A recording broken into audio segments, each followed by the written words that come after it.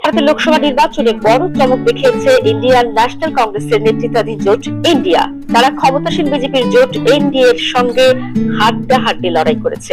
নির্বাচনের 543টি আসনের চূড়ান্ত আনুষ্ঠানিক ফল ঘোষণা করেছে দেশটির নির্বাচন কমিশন।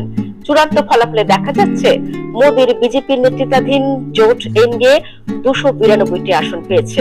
অপরদিকে কংগ্রেসের নেতৃত্বাধীন জোট ইন্ডিয়া পেয়েছে 234টি আসন। অন্যান্য যে দলগুলো নির্বাচনে প্রতিদ্বন্দ্বিতা করেছে তারা পেয়েছে 17টি আসন।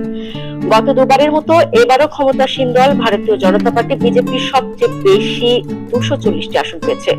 তবে আশঙ্কার কথা যেটি সেটি হচ্ছে তারা কিন্তু একক সংখ্যাগরিষ্ঠতা অর্জনে ব্যর্থ হয়েছে।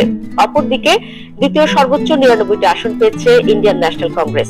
একটু পেছনের দিকে ফিরে কিছু ব্যাখ্যা আপনাদের জানাতে চাই। রাম মন্দির নির্মাণ, 370 ধারা বিলুপ্তি, নাগরিকত্ব সংশোধনী আইনের সিএএ প্রতিশ্রুতি পূরণের দাবি ছিল বিজেপির। এক দেশ এক ভোট, অভিন্ন দেওয়ানি বিধি কার্যকরের অঙ্গীকার ছিল দলটির।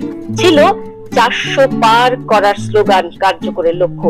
কিন্তু 18তম লোকসভা নির্বাচনের ফল জানিয়ে দিল এই প্রথমবার সহযোগীদের সমর্থনের উপর নির্ভর করে সরকার গড়তে হবে বিজেপিকে। মাত্র 11.5 মাস আগে গড়া বিরোধী জোট, যাকে প্রচার পর্বের আগাগোড়া কটাক্ষ করে এসেছেন মোদী সহ বিজেপি নেতারা, তারাই আটকে দিল পদ্মের নিরঙ্কুশ সংখ্যাগরিষ্ঠতার পথ। আগের দুই নির্বাচনে ম্যাজিক ফিগার স্পর্শ করলেও এবার কিন্তু বিজেপি সেটি পারেনি। এ কারণে যেটি বারবার বলছে যে শরিকদের কাঁধে ভর করতে হচ্ছে এবং শেষ পর্যন্ত এছাড়া কিন্তু আর কোনো রাস্তা খোলা নেই। আমরা যদি এই জায়গাটিতে একটু বিশ্লেষণ করতে চাই তাহলে সহজেই বলা যায় তারা কিন্তু মোদীর ঘর ভেঙে অর্থাৎ জোট ভেঙে সরকার গঠনের চেষ্টা চালাবে। ভারতের গণমাধ্যমগুলো জানিয়েছে কংগ্রেসের কয়েকজন নেতা সরকার গঠনের উদ্দেশ্যে তারা কিন্তু এরই মধ্যে বিহারের মুখ্যমন্ত্রী নীতিশ কুমার এবং তেলেগু দেশম পার্টির প্রধান চন্দ্রবাবু নাইডুর সঙ্গে কথা বলেছেন। এই দুজনই মোদীর বিজেপি দলের মিত্র এবং আপনারা জানেন বলা হচ্ছে যে ভারতের ভাগ্য এখন নির্ভর করছে দুই এন সংখ্যার এই নেতার উপরে। আপনাদের জানিয়ে রাখি যে উদ্ধব ঠাকরে, যিনি প্রথম নেতা হিসেবে জনসমক্ষে ব্যাপারে কথা বলেছেন, তিনি কিন্তু জানিয়েছেন যে কংগ্রেস তাদের সঙ্গে কথা বলতে আগ্রহী। কংগ্রেসের অপর জ্যেষ্ঠ নেতা আমরা যদি সালমান খুরশিদের কথা জানি, তিনিও কিন্তু আবার এই ব্যাপারে একটু সতর্কতা বজায় রেখে বলেছেন যে আমরা আমাদের সব মিত্র এবং অন্যান্যদের সাথে নিয়ে কিন্তু একটি সরকার গঠন করব, কিন্তু তিনি সরাসরি কারো নাম বলেননি। এই সম্ভাবনা আরো প্রবল হয়েছে কারণ দুই জোটের মধ্যে ব্যবধান খুবই কম।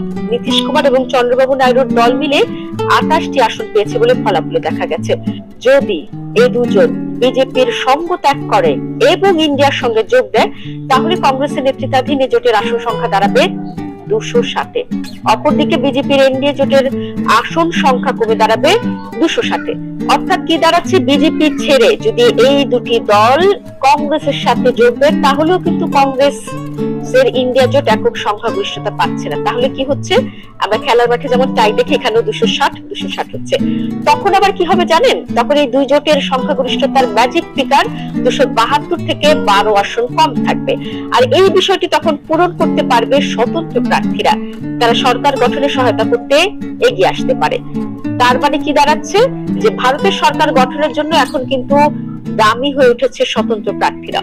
তবে এর আগে নীতিশ বাবুকে এনডিএ জোট ছেড়ে কংগ্রেসের হাতটা তো ধরতে হবে, একই সাথে হাত বাড়াতে হবে আরেক ক্রীড়ানক অন্ধ্রপ্রদেশের বাবু চন্দ্র নাইডুর দিকে। তবে চিন্তা নেই, নীতিশ কুমার এবং চন্দ্রবাবু নাইডু দুইজনই ভারতীয় রাজনীতির খুব পুরনো পাল্টুরাম হিসেবেই পরিচিত। পাল্টি শব্দটা হিন্দিতেও প্রচলিত, যার মানে হলো দিগবাজি খাওয়া। আসলে কি, নীতিশ কুমার এবং চন্দ্রবাবু নাইডু দুইজনই তাদের রাজনৈতিক ক্যারিয়ারে এতবার বিজেপির সঙ্গ ছেড়েছেন এবং ধরেছেন যে রাজনীতির পর্যবেক্ষকরাও খেই হারিয়ে ফেলেছেন। কিন্তু পাল্টুরাম